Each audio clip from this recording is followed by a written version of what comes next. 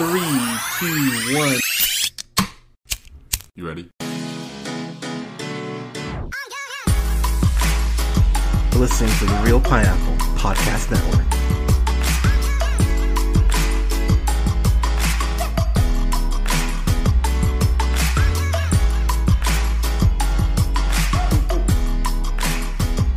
Count on me, and I can count on you. Good times, bad times in between. I'll never sing this song again. Good evening, everybody.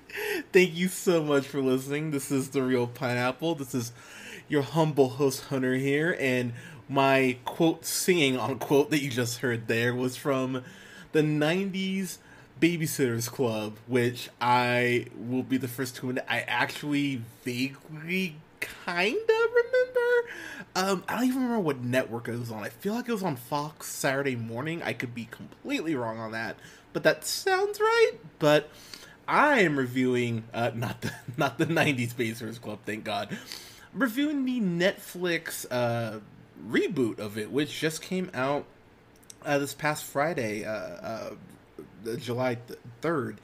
And this has... So, okay, full disclosure, I probably know more about Alaskan bobsledding than I do about the Babysitters Club. I have no real connection to these characters. I remember babysitting back in the day, which was a Tuesday, but babysitting back in the day, I remember the books, because I used to go to the Scholastic book fairs all the time, because back before there were tablets, you actually had to go get books, and that's when I would, always stock up. And I remember seeing the Babysitters Club stuff, all the girls, growing up through grade school, and even in middle school to an extent, loved those freaking books. And I remember always going, okay, these are clearly not made for me. I'll stick to reading my Encyclopedia Brown and Wayside School to really date myself.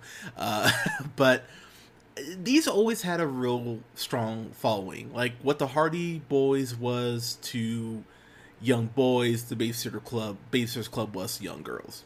So when I heard they were rebooting it, I was like, oh, okay.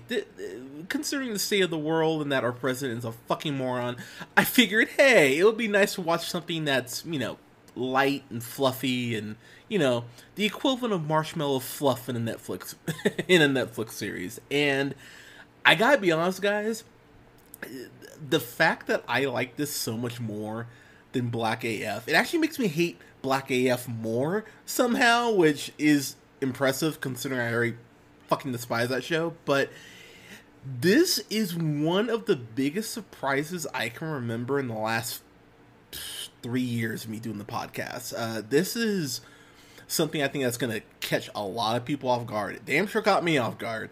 But yeah, this just works incredibly well, way better than it has any right to. And I fully acknowledge that is going to be apparent in the grade that I end up giving this, which I will be the first to admit, not really sure where I'm laying on this. I'm going between like 2 or 3 grades, but we will get there. So again, no connection to these characters, so if you're listening to this and you go, but why did you bring up that thing? Again, no connection to Babysitters Club. I'm just reviewing this as far as the Netflix show is concerned. So the show stars Christy Thomas, who's played by Sophie Grace, and a lot of these, the core cast, at least to my knowledge, I believe they're all like relatively newcomers. I looking through their filmographies, it's not super extensive. What I really appreciate about this is that these kids actually look like children, which is always nice, because you look at something like Bratz, which is, by the way, this is way better than Bratz, and actually makes me hate Bratz more. It's actually nice to see kids acting like kids and not, casting someone who's 17, 18 years old to play, someone 12. Like, these girls look like 12-year-old girls, act like 12-year-old girls, and Sophie Grace in particular, playing Christy Thomas, she actually probably has the hardest job out of everyone in the show, because she's a bitch. Like, she's a total bitch at points. But as I had to point out to my friend, because we were kind of discussing this and I was sharing my surprises about it, she's also a teenager. And if you've ever worked retail, you know that teenagers are terrible. Teenagers are absolutely terrible, entitled, yell at their parents, not black teenagers, but, but teenagers in general are just really quite terrible and entitled. And you're supposed to not like Christy at points, but you are supposed to root for her. And I think for I'd say the first half of the season, I really just wanted to hold this girl's head in a sink because she was really pissing me off. But to the credit of the show, when she inevitably makes her turn, it's around episode, it's really after episode 5, I feel like she kind of turns. I remember going, you know what? Okay, this actually works surprisingly well. And Sophie Grace has to be able to go ahead and walk that line between being a bitch and then having that kind of aha moment. And the show in particular has some dramatic beats that I really was kind of taken back by, but in a good way. One of the first scenes in the first episode being Christy's great idea, which is of course what leads to the whole formation of the Babysitters Club. She is having dinner with her brothers and her mom, Elizabeth, played by Alicia Silverstone, which is a fucking trip to see her in this. Luckily she's not, trying to breastfeed her or anything of the weird shit that she does, off camera. But what was really cool about this is that they have a very real fight. I've talked about this on the podcast. If it's your first time, you'll very quickly. I lost my dad around the same time that Christy was, and I remember, my mom dating, and I remember one guy in particular. I can't even remember his name, but I remember when I met him, he was like, "Oh, hey, sport, how you doing?" I remember going, "Oh yeah, you're not getting a second date, motherfucker." I remember just being very irritated.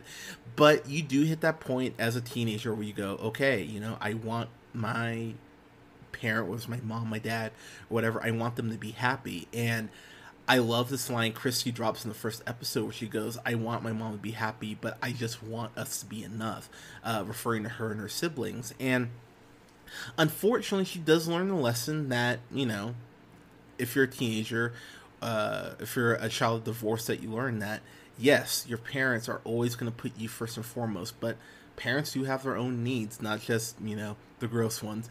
They want companionship. And I appreciate the way that the show tackled that first episode in. I was like, okay, show, I really appreciate this. The guy playing the man in question, trying to court her mom, is the character's name is Watson, who's played by Mark, I'm gonna butcher this, Ferristine is what I'm gonna go with.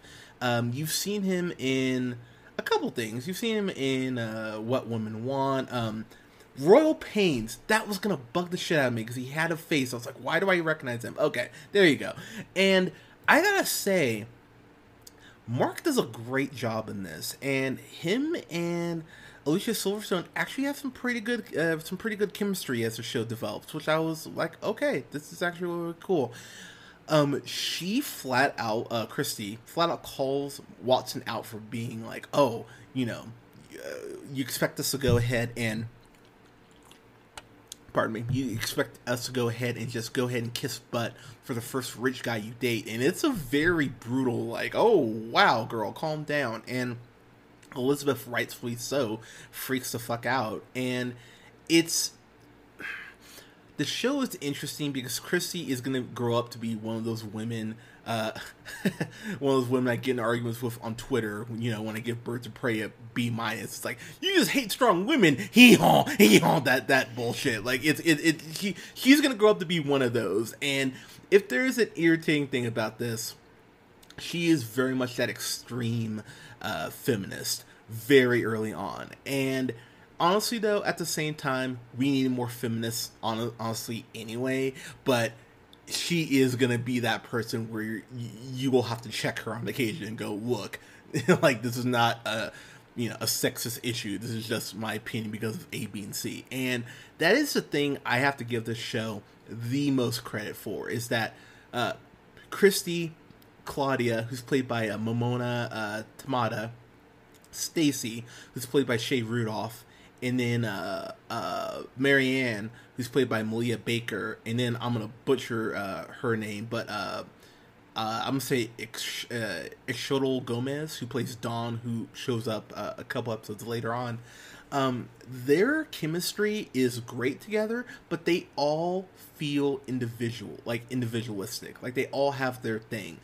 Claudia is flat out. Claudia is my second favorite character. Marianne would be my first, but Claudia is great because she isn't doing great in school. Her parents scold her for that, but what I really appreciate is that she's a big art nerd. Like she has this whole conversation with this boy she has a crush on about abstract paintings, and she's trying to go ahead and get into this this art camp that goes throughout the summer. And I really appreciate the way that every girl was fleshed out and had their own thing independent from the group, which I think is really important, because if you only associate the Babysitters Club just with being a club, you're less engaged and less interested in their individual journeys. And they did a really great job of actually making each girl feel important, which over 10 episodes for only a half hour piece, I think that's quite a feat, how many characters they actually do flesh out. I gotta give major props to Shea Rudolph too. So she plays Stacy, and she's kind of she's the rich girl who doesn't act like she's rich, and I really appreciate that, because they could have made her. I mean, Christy kind of has the bitch role filled. They could have made Stacy a bitch too, but she's not. She's a very sincere, very sweet, unsure of herself, as you know we all are for the most part at that age, girl. And you find out something about her. I want to say it's episode 3. Yes, it is episode 3. The truth about Stacy. This show, the amount of issues it tackles. So I'm just gonna go through a small list here. So it tackles diabetes. It tackles broken homes, children of divorce. It tackles a parent just flat out running out, like you find out Christy's dad does. It brings up it brings up Japanese internment camps. It brings up really our healthcare system. And the thing that I remember pausing this for, and even looking over at Alea and going like, "Oh my god, I can't believe they went there." They go over they have a trans kid storyline in here, which I will get to. But the thing about this show that I think works so well is not just the chemistry, but someone really understood the responsibility they had to not just young girls, but really just to young people in general. Because I think if you're a parent, or you know you're the oldest sibling, you do feel this responsibility of trying to be able to go ahead and educate people. And there's a lot here that could have gone horribly wrong and come across really preachy, and uneducated, uninformed, intolerant kids grow up to go ahead and be the ones who are saying, I don't want to wear a mask and da da da. Like, I mean, that's what they grow up to be. And if we can go ahead and actually have kids be taught that, hey, a kid being trans isn't something you should run for the hills for, or go like, oh, you're impinging on my religious rights, or any of that shit. If we can go ahead and if that can be addressed at 11, 12 years old, so that when they get into high school they're not bullying those kids that are different from them, then you know what? Hell yeah. Make the Babysitters Club go on for 10 seasons. I completely support that. How long did Orange is the New Black go on for? Like, have it go on as long as that. I want to get through the rest of the characters because I have a shocking amount to actually say about this. So Malia is or Marianne's probably my favorite, who's played by Malia Baker. Her dad is Richard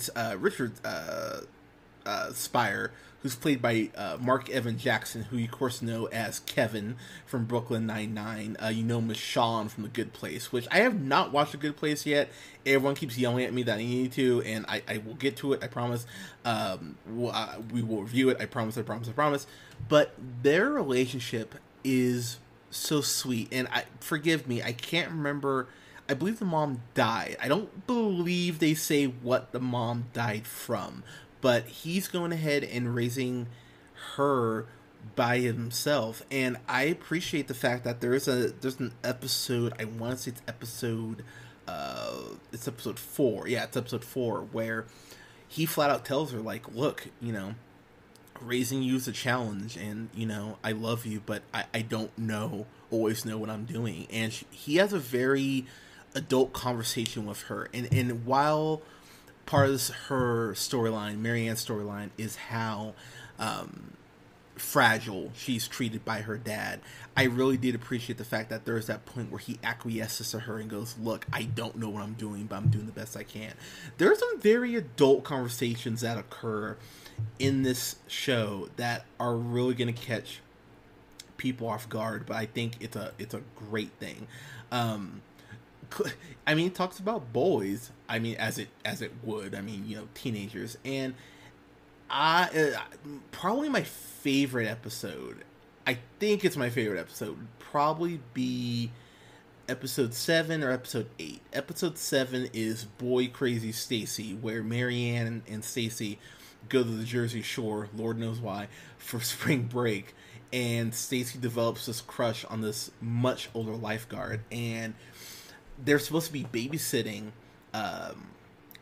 Watson's kids, who they've or not. I don't think it's Watson's kids, but they're supposed to be babysitting these kids who they have gone on this vacation with, and Stacy flat out just kind of bails on Marianne, and I really appreciate the fact that hell, you could tie that in with just people ghosting you or just being really shitty friends and not responding. You could really tie that into whatever, but I appreciate the fact that they have that storyline, and Stacy kind of has to learn that, unfortunately, guys, and I'm calling out my gender here, guys can just be fucking terrible and definitely go ahead and use you for entertainment, use you for what men think you're worth, and then just go ahead and move on. And I really appreciate that Stacy kind of had that reckoning and went ahead and had to deal with that.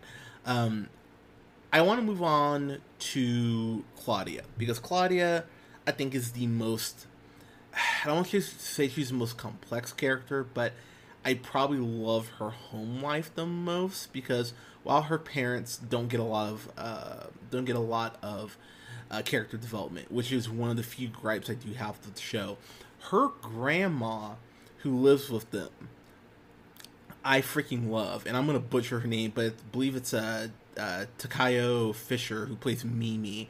So something happens with Mimi. If you have read the books, you'll know what it is. Just to avoid spoilers, I won't say it here. But there is something that happens with Mimi, and what I love is that they use that, what happens with her, to go ahead and inform Claudia about Japanese internment camps, and they go ahead and kind of tie it in as a history lesson. And again, we just reviewed Hamilton. We talked about the fact that a lot of people are going ahead and talking crap about the fact that Hamilton's not isn't exactly historically accurate. You think about how history is taught in schools, there's a lot of omissions there, and I think the Japanese internment camps alone is something that's really glossed over in history. And so I really appreciate the show for taking, the time to go ahead and stop and go look and go ahead and really push this and really go ahead and educate kids. The thing I'm going to give the show the most credit for, and if you haven't watched the show, it's not even a spoiler, so I don't feel bad talking about it. So there's this episode, and I believe, like I said, it is episode 4, Marianne Saves the Day, where Marianne is babysitting for this kid, and the kid ends up getting sick and has a fever. And so Marianne texts Christy.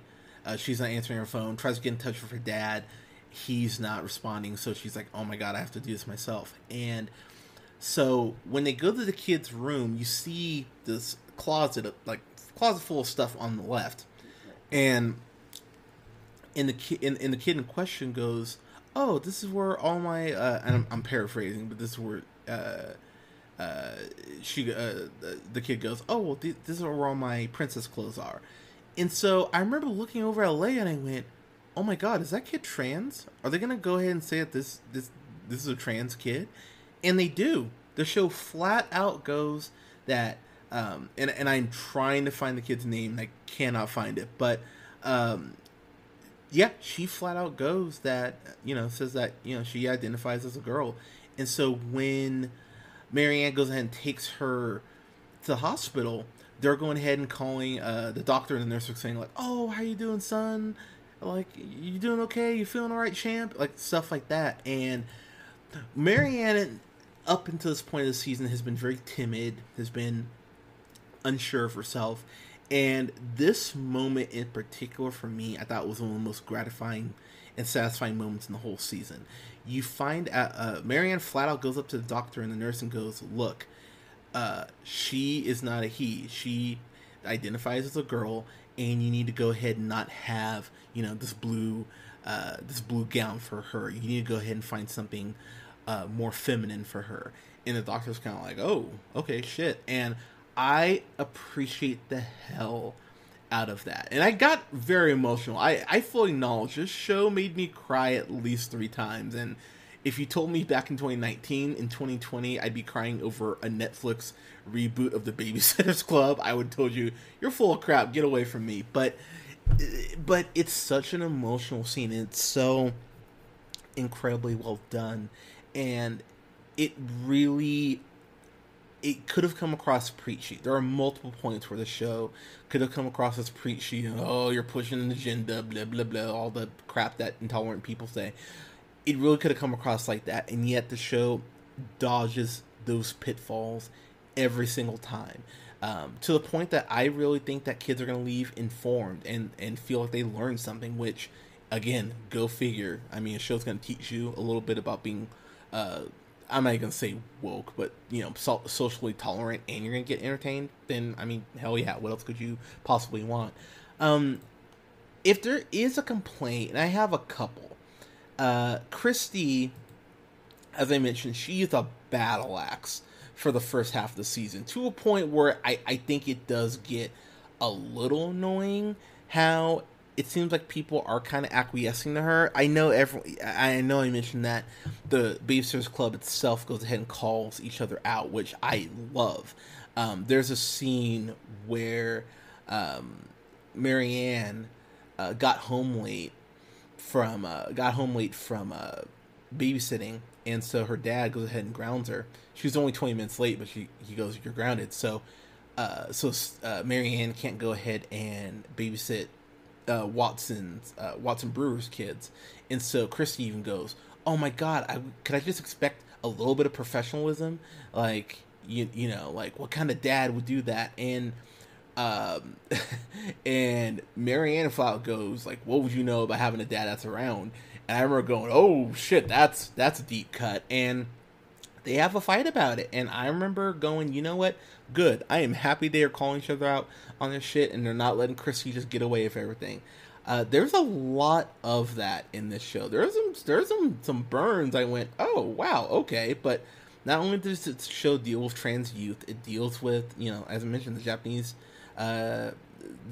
camps. It deals with civil rights. It deals with protesting. It deals with children with divorce. It deals with absent fathers.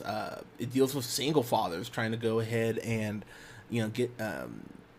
go ahead and date. It deals with things not ending well in high school. I mean, it deals with cyberbullying. I don't want to even really talk about it, but I will just say Stacy, her arc, when you find out why she moved from New York, it makes a hell of a lot of sense, and it's quite a dark and a pretty grim thing when you find out what happened. I was like, oh wow, that is really crazy. Also, Janine, who's Claudia's sister, I cannot find. Oh, pardon me. I'm gonna butcher your name. I'm sorry. Aya Furukawa is what I'm gonna go with. She reminded me so much of Judy Funny from Doug. Like it was kind of surreal, like a Japanese Judy Funny. she's, how do I put this? She's so emotionally immature, it almost feels like a disorder. And the show never really touches on that. She just kind of feels emotionally just cold across the board, really until the show doesn't need her to be. And that was a little bit of a gripe I had. I was just like, all right, I don't love that. And also when Christy is going off on her mom about getting married, Elizabeth never says how long her and Watson have been dating. They just say, oh, we've been together a while now, but, a while could be, 8 months, a while could be 5 years. I wish they would have been more clear on the amount of time between them dating and them getting married. Like, I was a little irritated by that. I wanted more clarification on that. And you could have done that as just a throwaway line. Just gone, oh, well, we've been dating for 3 years or whatever. But the fact we didn't get that did irritate me a little bit. But, I mean, what are you going to do?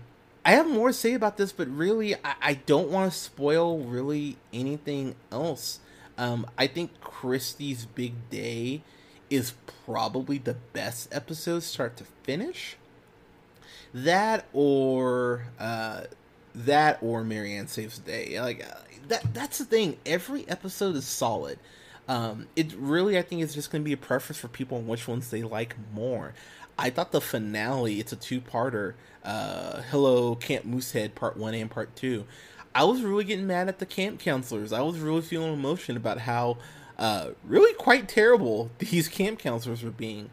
But that is a testament to the show, because I felt emotion throughout all of this. When Boy Crazy Stacy's happening, she's talking to this dude who's clearly too old for her. I knew what was coming, and I was like, oh god, please just don't hurt her too badly. I was really invested in this show after episode 1, really, let alone until the finale, where I was really wanting more of the show. I really hope this gets renewed. I just saw that Chilling Adventures of Sabrina, this part 4 that's airing this year, that's it. It's been canceled, so that sucks. But I really hope this gets renewed, because I think there's a lot of material here. If you're a parent and you're having trouble broaching these tough subjects, this is a very good tool for you to go ahead and sit down, watch with your kids, and go, okay, let's talk about this. The show does a lot of heavy lifting in that sense, and I was really quite impressed. And there are gay youth represented here. I mentioned, the trans girl in this, but there are gay youth represented in here, and they are not played up for caricatures or for laughs. They're all very intelligent, very just people. And I really appreciate the fact that the show really did cover a lot of different spectrums. There's a woman here in the show who practices witchcraft, and I don't want to spoil that storyline. But she's like not witchcraft, but she even says that she's a witch. And I really appreciate the fact that they brought all these different elements in and really made it feel like a melting pot. And I think people are going to go ahead and really appreciate how raw the show does get. I was a little surprised that this got rated TVG. I feel like this is probably a TV PG, but I mean, I'm splitting hairs at this point. For me, I know I said that I'm kind of torn between a couple grades, but to be honest, guys, for the amount of effort I think this show puts in, and for how really well thought out so many of these plot lines are, I can't go fan-fucking-tastic, because I think that my gripes are justified, but you know what? Nah, you know what? No, we'll do it. It's a fan-effing-tastic. I know I already cussed on the review, but it's a great show, and this is something I really do believe is going to be used as a teaching tool, especially if you have 7 or 8 year olds. I think you could show this to a 7 or 8 year old and they would go, oh, okay. I think there's enough here as far as the humor for the kids. There's some adult humor, not extreme adult humor, like no one, there's like not like dick jokes or anything, but there's enough here that's going to keep kids engaged, but there's enough here that's going to keep adults engaged, which again is a very rare thing. But yeah, this is a fan-fucking-tastic. Everyone should watch this, even if you're you have like boys, you know, and they're 10 or 11. You could show this to boys, and I think there's going to be enough there for them that they're going to go, okay. It's really well shot as well. It's felt like they went, you know, several different places, which I appreciated. And again, they attack some of these issues, or all these issues that they go ahead and touch on, with such a grace to them, and yet it's done for kids, but it's not talking down to kids, which is a very important distinction to make. So I just have a lot of respect for this show. So yeah, this is a fan-fucking-tastic for me. But guys, guys and girls, pardon me, especially on this review, Babysitters Club. Have you watched it? Have you seen it? Do you remember the 90s Babysitters Club? Because I've talked to a couple of my friends who do remember the 90s Babysitters Club show. So, do you think this is a good adaptation or a good reboot, as it were? Let us know what you thought in the comments. You can go ahead and like us on Facebook at The Real Pineapple. You can follow yours truly on the Twitter at JHunterRealPineapple. You can follow Scott on Twitter at Nearman1st. And you can follow Colin on Twitter at The Real O'Neill. And go ahead and like, share, and subscribe. Go ahead and leave us 5 stars if you're on Apple Podcasts, please. So you can find us on Apple Podcasts, Google Podcasts, Podbean, Stitcher Radio, Spotify, SoundCloud, Podbean, and iHeartRadio at The Real Pineapple. Guys, thank you so much for listening. We'll have reviews up this weekend for Greyhound, and reviews up for Twilight Zone Season 2, which I will go ahead and get that up here this weekend. Thank you so much for your support, everyone. We love you guys. Please stay safe out there. Wear masks. The sooner we all wear masks, the sooner we can all go back outside. And please stay safe out there. We will talk to you guys soon. Take care.